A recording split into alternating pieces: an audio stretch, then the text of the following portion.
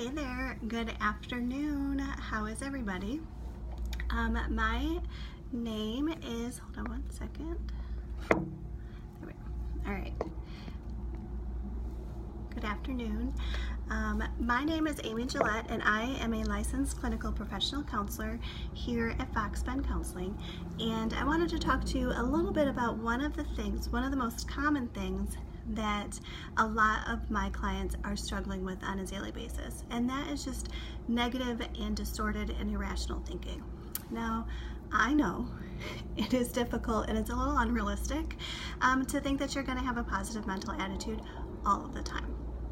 But if you're consistently being pessimistic, it can really take a toll on your health. Negative emotions can actually narrow your mind and focus your thoughts in not a good way. And on the flip side, being positive can open your mind to a world of possibilities and makes you more likely to succeed. So I know this is not easy, especially if you are experiencing mental illness like depression and anxiety. Your brain rationalizes the fear and the dread that you're feeling by imagining the worst case scenarios. So that way, if the worst possible thing does happen, you're prepared. Sound familiar? So how do we challenge and how do we overcome and how do we reframe these thinking patterns? I'm going to give you 5 steps, and I know they're going to sound really super simple,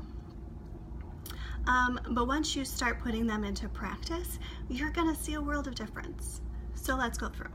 First step is to just reflect on that negative thought. Write it down whenever you find yourself kind of thinking in one of these irrational or stuck patterns. Write it down. Explore it a little bit. And that leads us into number 2. These two kind of go hand in hand. Number 2 is to analyze that way of thinking and what's triggering this anxiety that you're feeling. What's the likelihood that that worst case scenario is going to happen? What's the evidence that supports this thought pattern or this thought that you're having?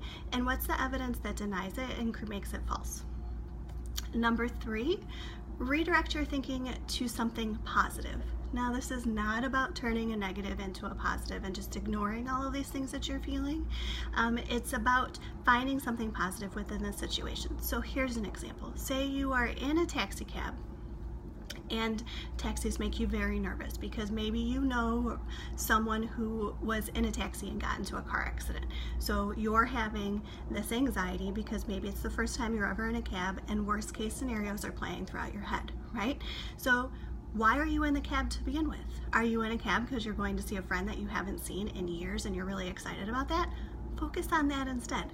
Put your energy into the positive thing and focus on that energy. Number 4, surround yourself with positive people. It's hard to be negative when the people around you are excited and passionate and purposeful about what they're doing. And I'm not saying cut ties with everybody in your life that is a negative Nancy, but maybe you need to reevaluate how much time you're spending with those individuals. Or if you can, maybe think of something that you can do that is uplifting and relaxing once you're done spending time with them, because you know that they drain your energy. So when you get back home, maybe you read a book. Maybe you take a nice long relaxing walk, something to just counteract that negative energy that you just surrounded yourself with. And number 5, set exciting goals. Whatever it is, whether it's a certain grade you want to achieve, maybe it's going back to school, maybe you want to hit a certain promotion, maybe you want to train and run a marathon, maybe you want to start a new hobby. Whatever it is, goals give us direction, they create excitement, and they give us a purpose. So my challenge to you is to